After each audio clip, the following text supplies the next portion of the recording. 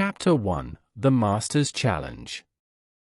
The Warring States period was a time of turmoil and ingenuity, where rulers sought power not only through military might but also through the demonstration of superior intellect and skill.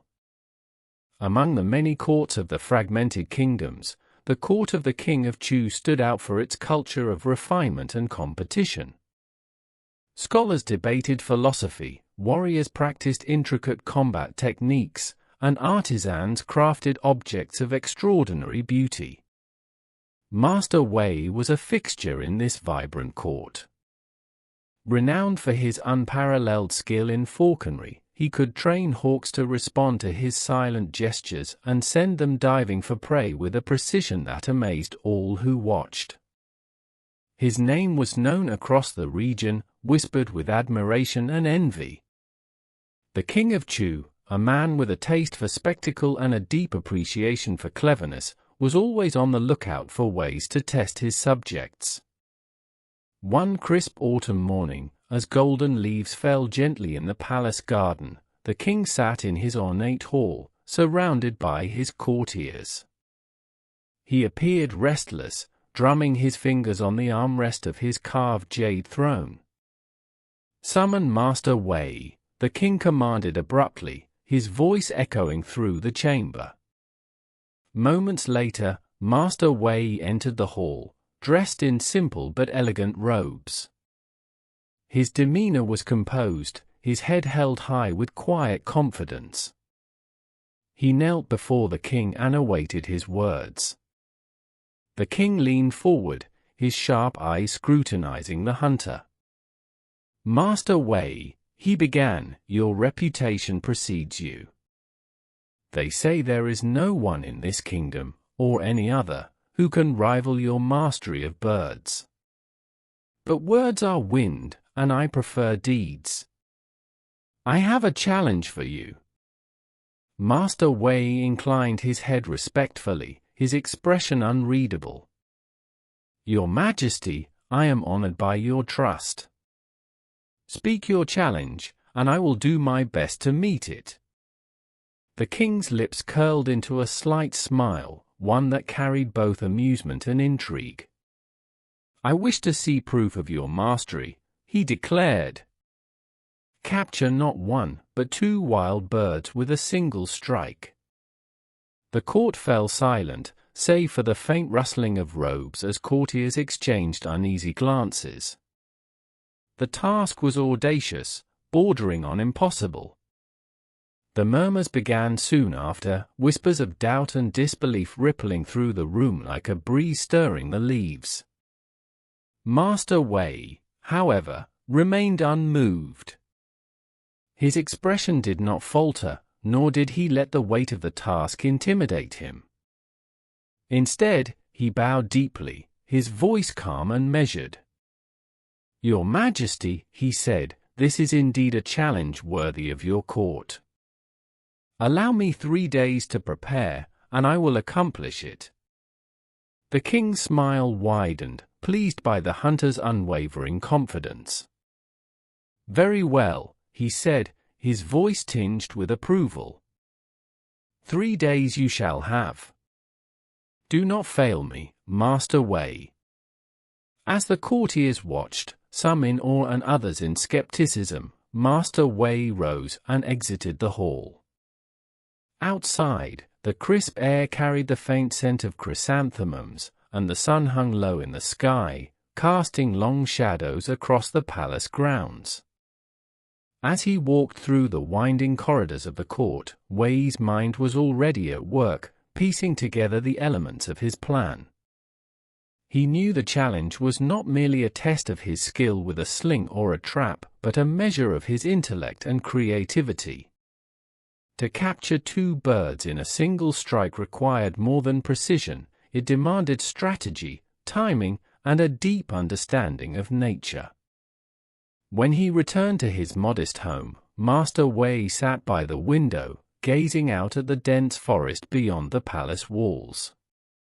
The calls of sparrows and the rustle of leaves filled the air, and he let these sounds wash over him, drawing inspiration from the world he had spent a lifetime observing. The task was daunting, but he welcomed it. For Master Wei, it was not just a challenge from his king, but an opportunity to demonstrate the true depth of his craft.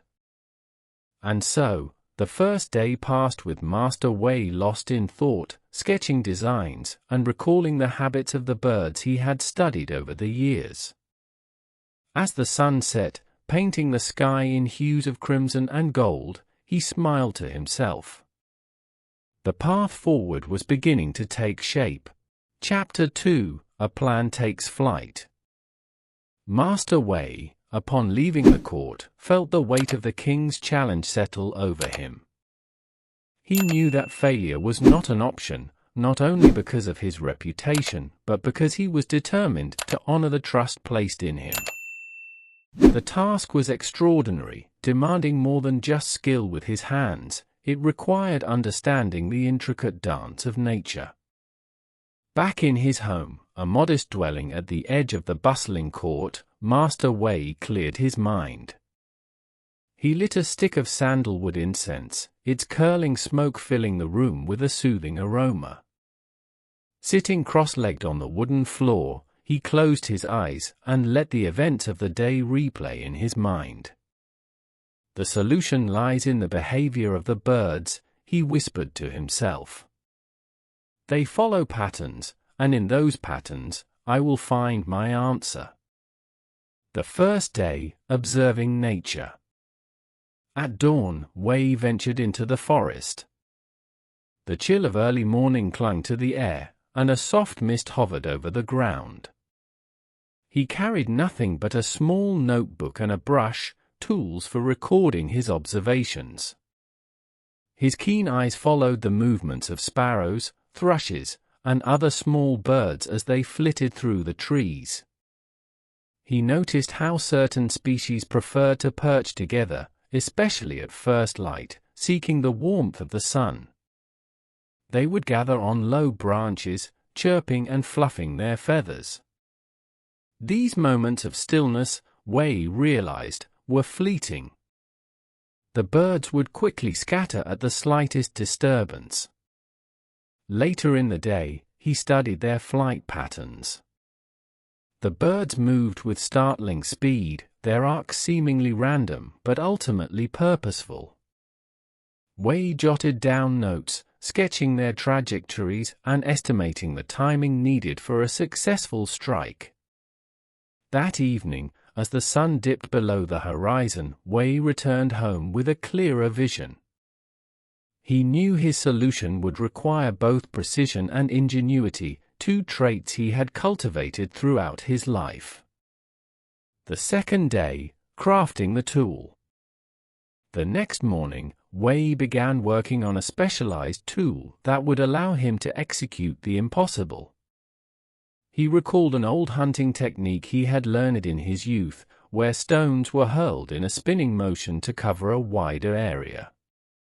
This principle, he decided, would form the foundation of his design. He selected a smooth, rounded stone, small enough to be nimble, but heavy enough to carry force. Next, he chose fine silk threads, renowned for their strength and flexibility. Wei wove the threads into a sling, ensuring that it was both sturdy and supple. To perfect its aerodynamics, he added a subtle twist to the sling's pouch, allowing the stone to spin mid-flight. It was not enough to merely construct the tool. Wei spent hours practicing with it. He set up targets of varying sizes, each placed at different distances. Time and again, he adjusted his aim, testing the sling's arc and spin. By nightfall, his arm ached, and his hands were raw, but his determination remained unshaken. "The tool is ready," he murmured, inspecting the sling under the flickering light of an oil lamp. "Now, it is up to me to wield it with precision." The third day, the strike. On the third day, long before dawn, Wei set out into the forest. The world was still and silent, the stars above fading as the horizon began to glow with the first hints of daylight. He carried the sling, a small net, and his unwavering resolve. Finding a suitable spot took time. He needed a branch low enough to reach with his sling, but far enough from human activity to ensure the birds would not be startled. Finally, he came across an ideal clearing. A gnarled tree stood at its center, its branches extending like the arms of an ancient sentinel. Wei crouched behind a thicket, his breathing slow and steady. As the first rays of the sun broke through the trees, 2 sparrows fluttered onto a branch. They chirped softly, their small bodies illuminated by the golden light. This was the moment he had prepared for. With practiced ease, Wei loaded the stone into his sling and adjusted his grip. He focused not on the birds themselves, but on the branch they perched upon, a single strike to dislodge them both. With a flick of his wrist, the stone flew through the air. It spun as it traveled, its trajectory a perfect arc. The sound of the stone striking the branch was sharp but brief. Both sparrows, startled, fluttered momentarily before falling into the net Wei had placed beneath the tree. He moved swiftly, gathering the net and ensuring the birds were unharmed. Holding the net in his hands, he felt a surge of triumph, not just for completing the task, but for the meticulous effort that had led to this moment. The return to the court. As the sun climbed higher into the sky, Wei made his way back to the palace, the sparrows chirping softly in their temporary enclosure.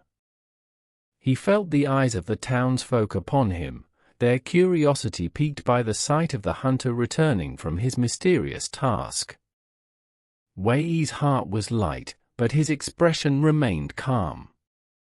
He knew the true test lay not in the forest, but in presenting his achievement to the king. Chapter 3: Triumph at Court. The grand hall of the king's palace was abuzz with anticipation. News of Master Wei's challenge had spread far and wide, and by the 3rd day, the court was teeming with courtiers, officials, and onlookers eager to witness the outcome. The king, seated upon his ornate jade throne, appeared calm, but his eyes betrayed a flicker of excitement. The room was filled with whispers, a symphony of curiosity and doubt. "Do you think he succeeded?" one courtier murmured. "It's an impossible task," another replied, shaking his head. Yet others held on to hope, recalling Master Wei's reputation for overcoming the extraordinary. The heavy wooden doors creaked open, and all eyes turned toward the entrance. Master Wei stepped into the hall, his steps measured, his face composed. In his hands, he carried a small cage, within which 2 sparrows chirped and fluttered lightly. The room fell silent. As he approached the throne, Master Wei knelt and placed the cage gently at the king's feet. "Your Majesty," he said, his voice steady but humble, "as you commanded, I present to you 2 wild birds, captured in a single strike." For a moment, there was only silence as the king leaned forward to inspect the birds. Then, a murmur rippled through the court, growing into a crescendo of astonished exclamations. "Incredible! How did he manage this? It's as if the impossible has been made possible." The king raised a hand, and the hall fell quiet once more. His gaze fixed on Master Wei, a mixture of admiration and curiosity in his eyes. "Master Wei," he said, his voice resonant, "you have done what many believed could not be done. Tell me, how did you achieve this feat?" Master Wei rose to his feet, his hands clasped respectfully before him. "Your Majesty," he began, "the task you set was indeed daunting. But I have long believed that nature, though complex, operates in patterns. It is by understanding these patterns that one can turn challenges into opportunities. He gestured toward the cage. These sparrows, like many birds, seek warmth and companionship at dawn. They gather on branches, vulnerable but fleetingly still. I observed their behavior, noting how they moved and where they perched. Timing, Your Majesty, was the key. The king nodded, intrigued.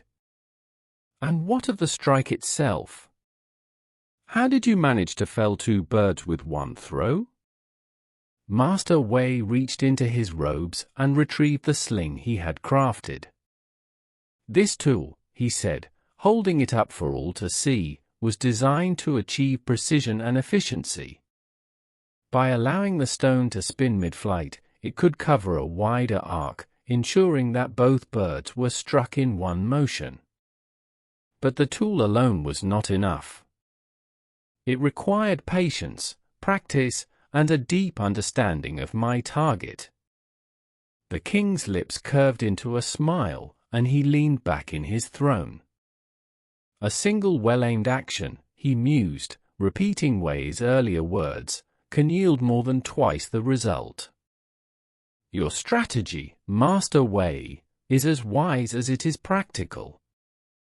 A wave of applause erupted from the court, the sound echoing through the grand hall. Officials and courtiers stepped forward to commend Master Wei, their earlier skepticism replaced with admiration. The decree of the king. The king, ever a lover of stories and lessons, rose from his throne. He raised his hands to quiet the court and addressed the assembly. Let this day be remembered, he proclaimed, his voice carrying the weight of authority. Master Wei's achievement is not merely a demonstration of skill, but a lesson for us all. In life, as in this challenge, success often lies not in brute force, but in thoughtfulness, precision, and understanding. Turning to one of his scribes, the king continued, let the story of this triumph be recorded and shared throughout the kingdom. It shall be told in villages and cities alike, a reminder that even the most insurmountable obstacles can be overcome with ingenuity. The scribe bowed and began to write furiously, capturing every word and detail of the event. The king's decree ensured that Master Wei's story would endure, inspiring generations to come. The court's reaction. As the king took his seat once more, the court erupted into a lively discussion. Scholars debated the philosophical implications of Wei's method, warriors admired the precision required for such a feat, and merchants drew parallels to their own trade practices. Master Wei, meanwhile, stood quietly, receiving the praise with humility. A few of the younger courtiers approached him, eager to learn more about his techniques. Master Wei, one of them asked, do you believe such ingenuity can be applied beyond hunting? Wei smiled. Of course, he replied. The principles of observation, patience, and precision apply to all endeavors. Whether one is hunting birds or solving the complexities of governance, the same wisdom holds true. Focus on understanding the whole, and act decisively when the moment is right. A legacy of ingenuity. By the time Master Wei left the court that day, his name had become synonymous with cleverness and resourcefulness. The king's proclamation ensured that his story traveled far beyond the palace walls, reaching farmers, craftsmen, and common folk across the land. In the years that followed, the phrase "to kill 2 birds with 1 stone" became a part of everyday language, a testament to the power of ingenuity. It reminded people that with careful thought and a single, well-timed action, one could achieve far more than expected. And for Master Wei, his triumph at court was not the pinnacle of his career, but a moment of clarity, a realization that the greatest challenges are often the ones that lead to the most enduring lessons. Chapter 4: Our Proverb is Born. The story of Master Wei's ingenuity quickly spread beyond the walls of the king's court, carried by travelers, merchants, and scribes who visited the kingdom of Chu. By the time it reached the ears of villagers and city dwellers alike, it had already begun to take on a life of its own, evolving from a singular event into a source of inspiration and a lesson in wisdom.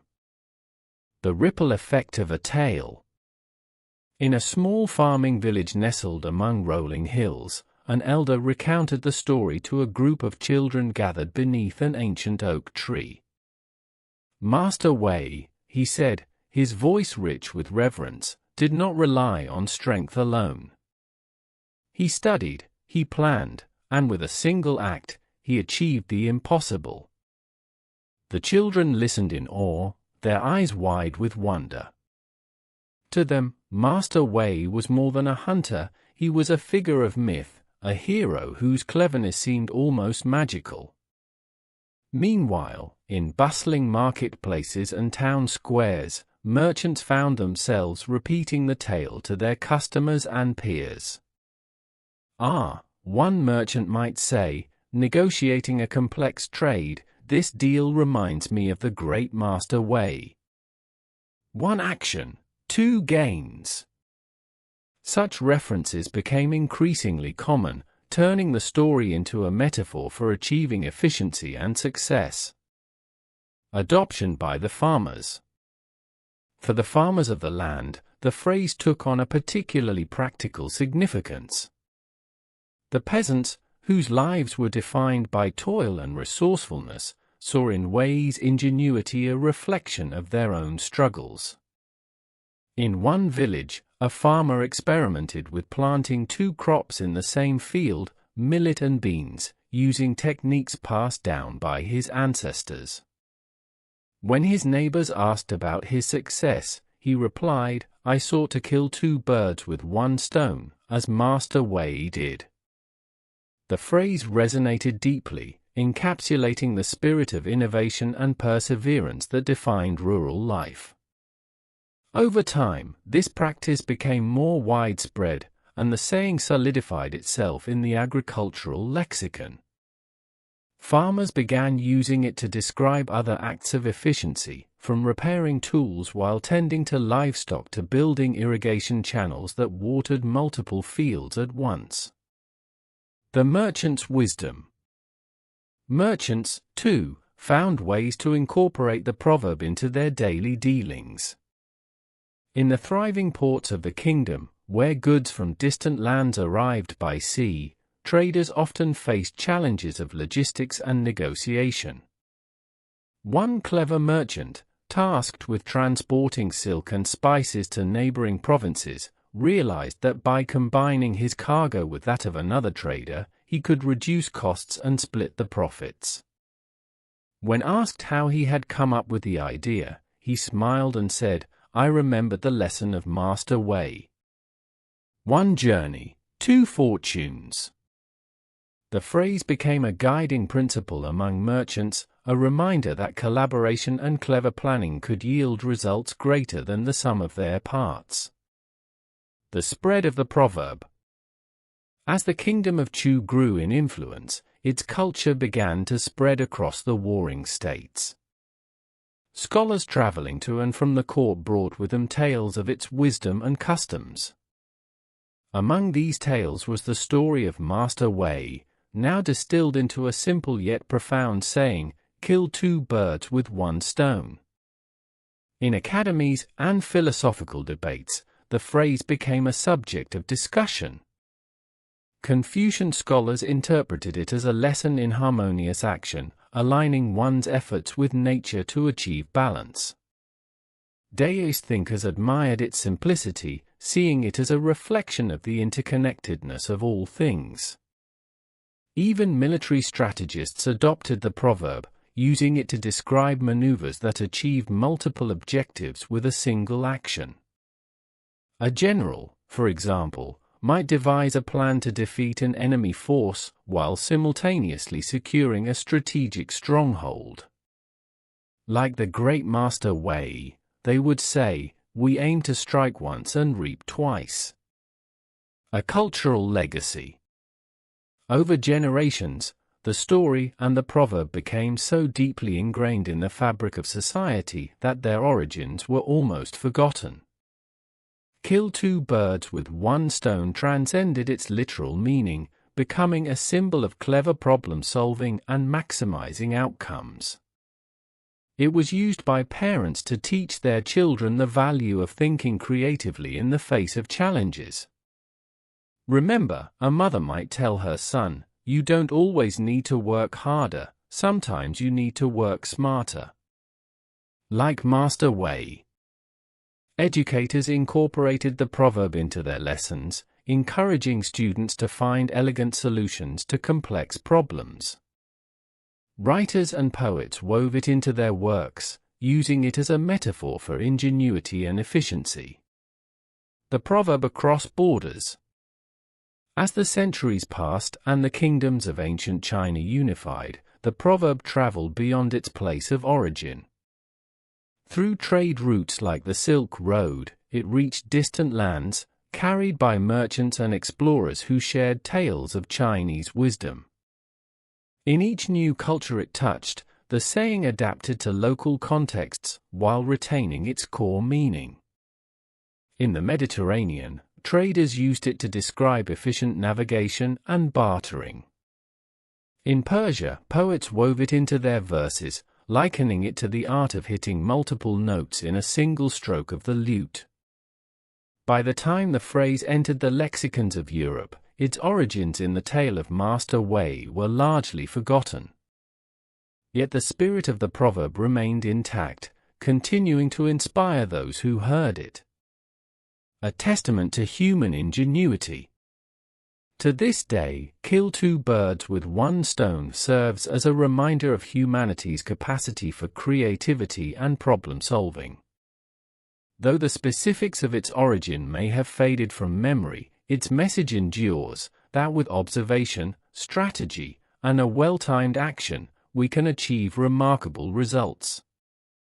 Master Wei's story, though ancient, remains timeless, a testament to the power of ingenuity and the enduring impact of a simple yet profound idea. Chapter 5: The Enduring Wisdom of Master Wei. As the proverb "kill two birds with one stone" continued to echo across time and geography, its essence became a touchstone for generations facing the complexities of life. Master Wei's ingenious act in the forest transformed from a story of skill into a cultural parable, teaching lessons about innovation, resourcefulness, and efficiency that resonated far beyond his own era.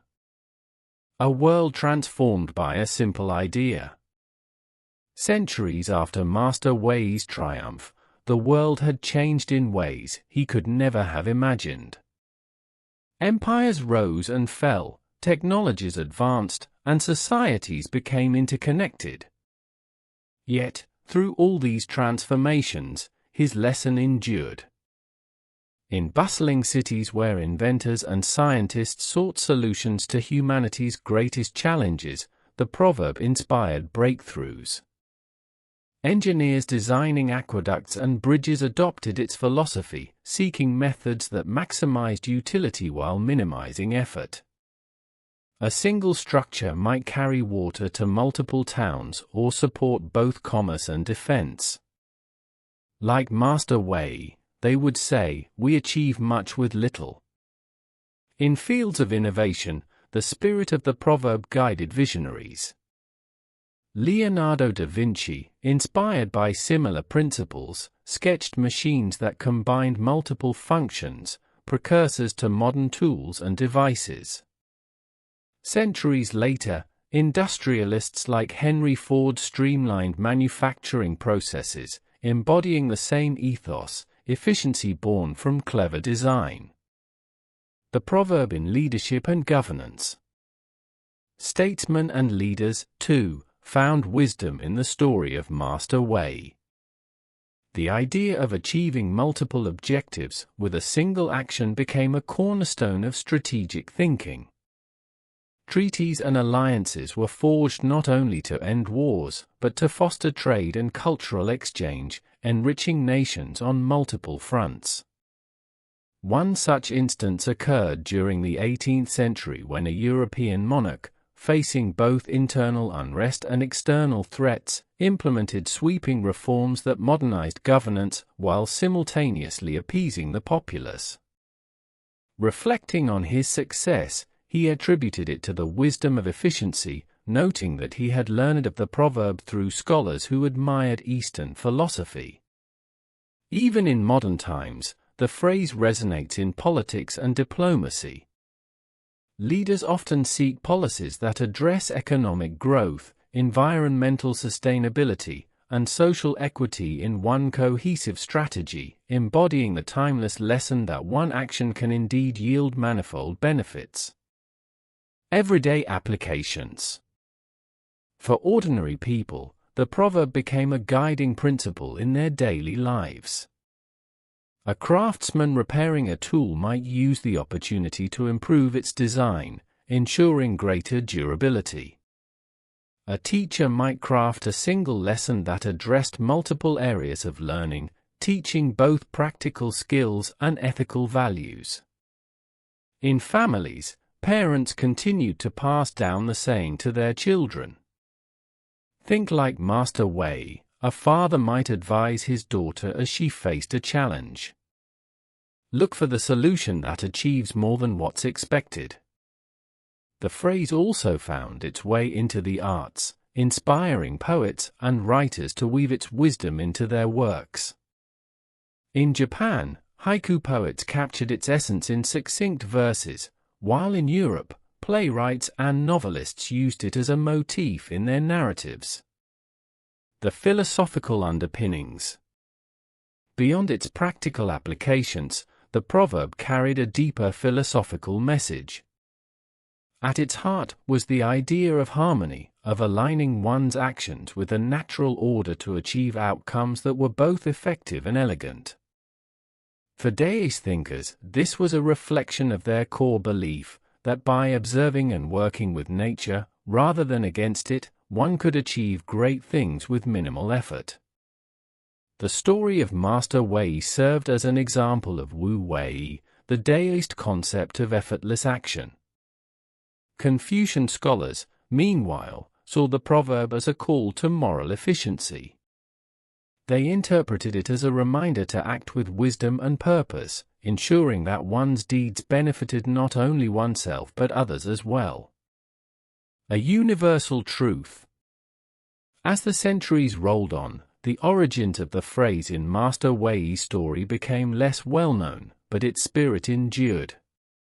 Across cultures and languages, variations of the saying emerged, each reflecting the unique contexts of the societies that adopted it.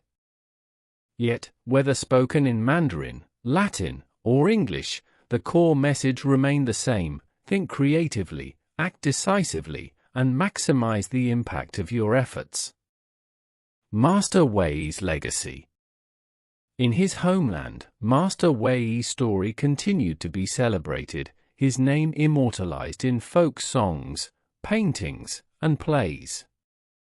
A statue of the master was erected in his village, depicting him with his sling, poised for the fateful strike that had changed his life and inspired a proverb. Generations of falconers and hunters regarded him as a patron figure, but his influence extended far beyond his craft. Students of philosophy, strategy, and art found in his story a wellspring of wisdom. His lesson, rooted in observation, patience, and ingenuity, remained as relevant in their time as it had been in his. The timeless echo. Today, the saying "kill two birds with one stone" is a global idiom, its origins largely forgotten, but its meaning as potent as ever. It continues to inspire those who hear it, urging them to seek solutions that are as elegant as they are effective. For Master Wei, who once stood in the quiet forest with his sling, his actions were born of necessity and skill. Little could he have known that his single well-aimed strike would reverberate through history, becoming a testament to the boundless potential of human ingenuity. And so, his story lives on, not just in the words of the proverb, but in the countless lives it has touched, reminding us all that with thoughtfulness and creativity, the impossible can become achievable.